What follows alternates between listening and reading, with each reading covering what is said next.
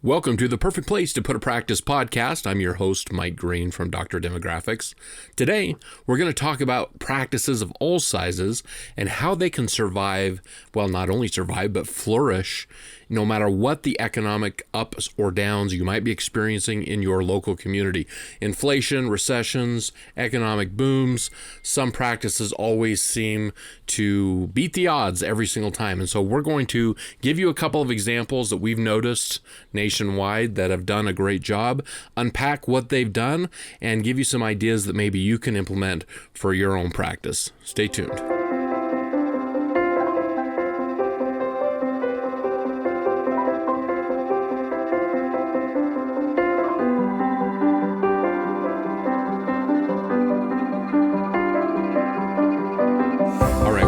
To the podcast. Economic conditions, man, they are challenging or amazing depending on the year, depending on where you're at in the country. And if you're in an amazing place right now, it may not be amazing in the future. And if you're in a really slow area right now, it may really pick up. And so what we're going to try to accomplish today is to dive into what it is that you can do, the things that you can control, regardless of economic situations. We've been doing this for a very long time, 30 plus years, and it's always incredible as we talk to doctors. There are some that seem to do amazing all the time, and they, regardless of what's happening in their communities, they did awesome. And this was really, and the microscope was on it during COVID. They did awesome during COVID. Well, so many other practices were closing down. They're doing awesome now, regardless of who's in the White House or what the Congress is doing or what the economy is doing. They're just continually doing amazing things. You know, inflation drives expenses, interest rates shift, patients rethink how they're going to spend. A 2023 dental economic survey showed that dental practice overheads jumped by 25% in 2022 due to the labor and supply costs. Yet a lot of practices still found ways to stay profitable. So we want to dive into that. Resilience means building a practice that can adapt to any market condition. And so for those of you that are already practice owners, I hope this will be very important for you to be able to implement something immediately. For those future practice owners, this is what you need to know and should give you some confidence as you look at areas that you want to practice in. We want to look at value-based care. We want to look at operational efficiency, and we want to look at your patient and client loyalty as we're looking at the practice. So again, I told you that we would look at a couple of specific examples. I think that I've picked 2 veterinary offices and 2 dental offices. All of which are pretty small practices. Obviously, when you are a major, a corporate company that has maybe hundreds of locations, you know, you're always going to have an ebb and flow, and you can there'll be good ones and bad ones, and so you're balancing that out. That's not really what I'm talking about. I'm talking about more of the smaller or mid-sized practices. Maybe you own 1 office, maybe you own 5 offices. You can really impact how safe those offices are regardless of the economic condition. And that's really more what these examples are, and probably more who it's pointed toward.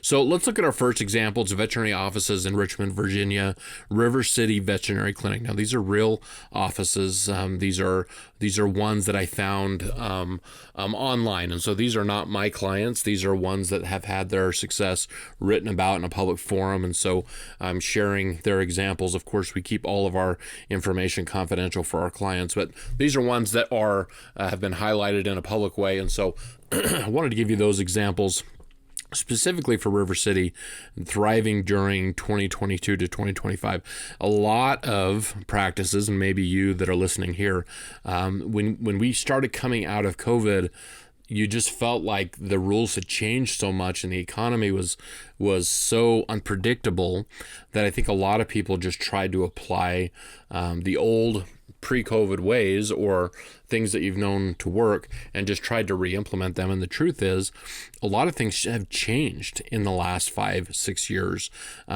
Even if you take COVID out of the equation, so much has changed with AI and telehealth and so many other options that are online that have really changed your office. And River City did some cool things that I think are worth looking at. So Dr. Emily Carter, there in River City Vet, solo practitioner in Richmond, she grew her revenue by 12% in 2024, despite of the inflation that was happening there, according to a VIN survey.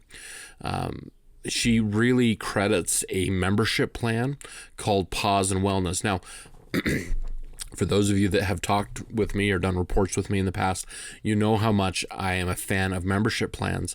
They can really help you balance out and even out those peaks and valleys in your revenue. And so for her particular membership plan that she's got for her office, offering annual exams, dental cleanings, vaccines, for a monthly fee that I'm sure that she figured out, did some market research on, figured out what the market could bear, and figured out a plan that was profitable and worked really, really well for that.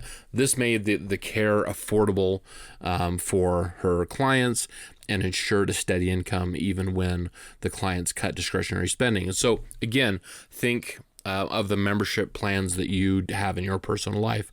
So much of what we do, excuse me, so much of what we do now is a membership plan. And for professional practices, it can be very, very similar. People are used to spending money that way.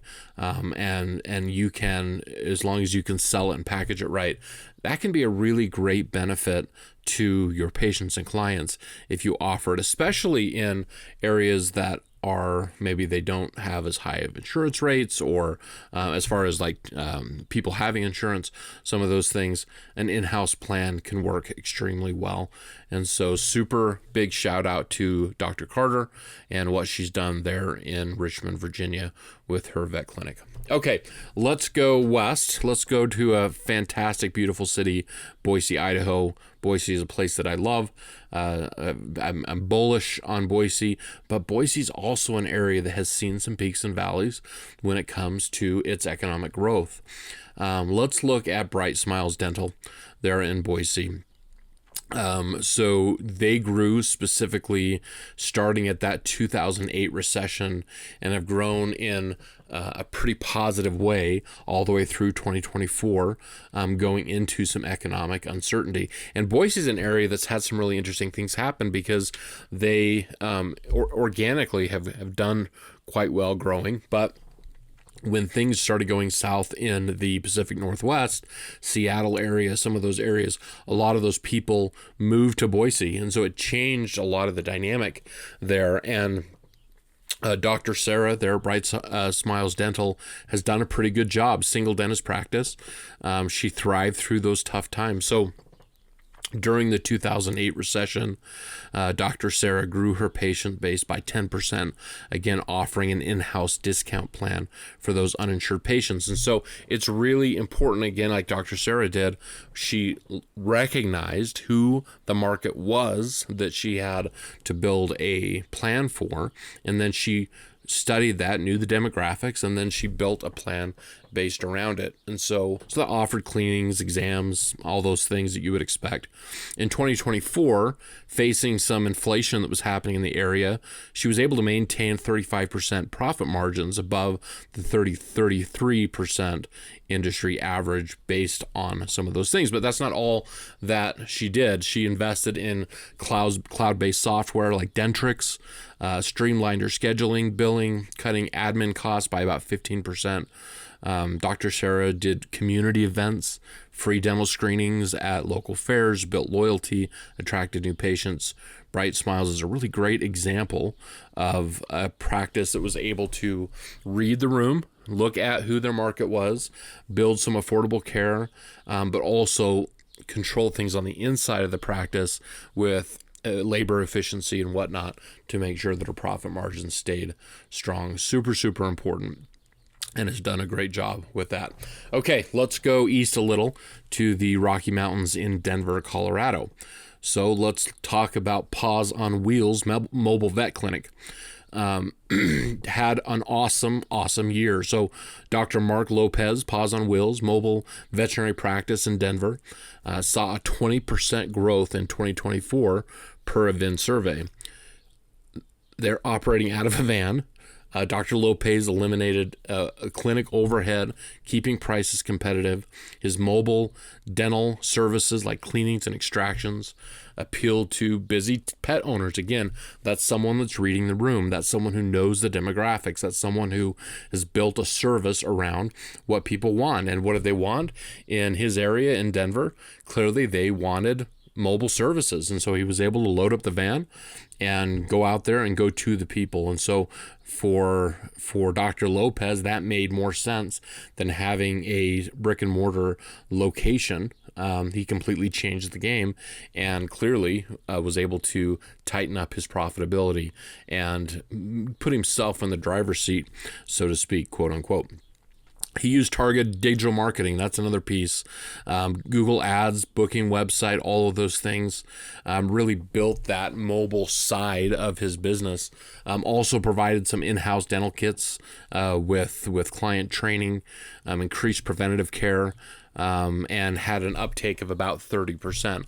Paws on Wheels shows how a low overhead model and marketing drive success through tough markets. And I wanted to include that example because not necessarily that you should go out and mimic what Dr. Lopez did, but it's a great example of thinking out of the box. There's some great dental offices that I've worked with the last year that have really started thinking far out of the box as far as what they've done in the last 10 or 15 years and what their new market, their new demographics. Go back an episode or two, we talked about how demographics are changing in certain cities, and they've recognized that there's a new market for them to provide services for. And so probably and they realized that probably was not going to use their traditional system. And so some of them have built very, very boutique practices that are high tech or built more like a spa. And they've done extremely well.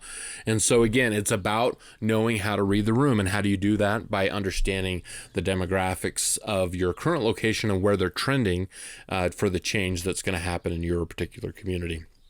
Okay, final example, Family Dental Care, Athens, Georgia, beautiful place. This one specifically is about post-COVID, because I think that there are a lot of practices that are still struggling to get back to the numbers that they had pre-COVID. They got destroyed during COVID, and they're still building back. And so I wanted to bring them in as an example of how they have really thrived post-COVID in their practice in their area. So Family Dental Care, led by Dr. James Patel. He's a solo practitioner there in Athens, grew his revenue by about 15% in 2022, despite the staffing shortages and inflation that I know so many of you have struggled with. Dr. Patel introduced teledentistry for consultations. This saved him time, appealing to patients wary of an in-person visit post-COVID. Really, his value-based pricing for cosmetic procedures like bundling, whitening with veneers drew more cost-conscious patients during that time. He also used an intraoral camera to educate patients on treatment needs, boosting case acceptance by about 20%.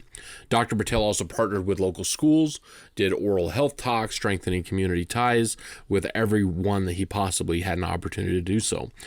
Family Dental Care's tech and engagement strategies highlight the resilience of a small practice and the nimble nature that a small practice like that can really take advantage of the opportunities that exist in every single community in this country.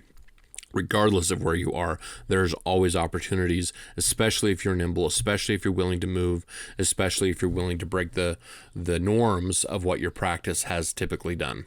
And so let's kind of summarize what these small practices have done in these examples.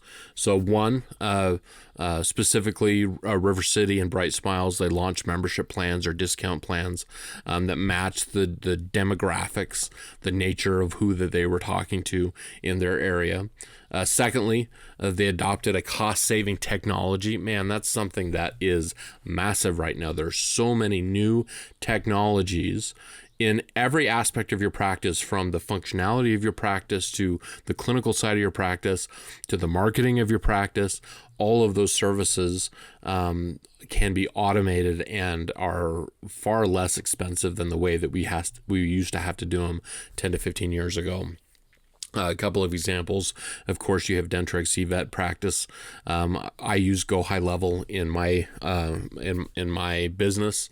It's an excellent service. That's how I do all my marketing. If you're interested in more about that, let me know. Number 3, emphasize preventative care education. I loved how Paws on Wheels and Family Dental Care boosted compliance with education, using their social media, the dental kits, things like that. They were able to emphasize that preventative piece that has a really good acceptance rate from your local community, because they can see that it's authentic and it's a really excellent way to market.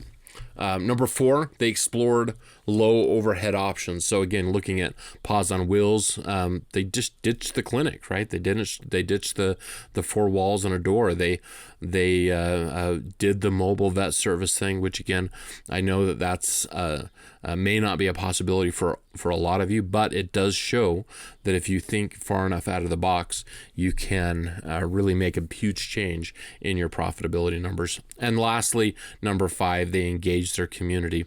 This is true through every economic condition. And if you're a person that says, somebody's at all the schools, or somebody's already made all those connections, I promise you there are other community groups, community-focused organizations that you can build a relationship with. And as you do that, yes, it's slow burn. Yes, it's kind of more of a long tail strategy, but you'll see higher retention rates and you'll see a higher trust level with the local community and yourself if you engage the local community. Thriving as a small to mid-sized practice in this economy can be challenging, absolutely. But just remember, it's always about value, efficiency, and trust. Love those examples we talked about today. I think that they are excellent. You should look them up and learn more about them and see if there's something that you can utilize within your own practice that can help. And at Dr. Demographics, we're obviously here to help you find the ideal location to place and grow your practice. Visit drdemographics.com. Listen to our podcast. Please leave a review on the podcast wherever you happen to be listening to it. If you haven't already had a chance, for you dentists out there, to pick up my book on Amazon, search Dental Marketing Mastery on Amazon and you'll see it. Working on an audio version right now, but right now we have the paperback and Kindle version available. I want to express my appreciation for all of you listening to the Perfect Place to Put a Practice podcast. Thank you so much for so many years of support as we go into this next exciting year of the second half of 2025. We wish you the best of success, as much luck as you possibly can muster. And with that, we'll see you on the next episode.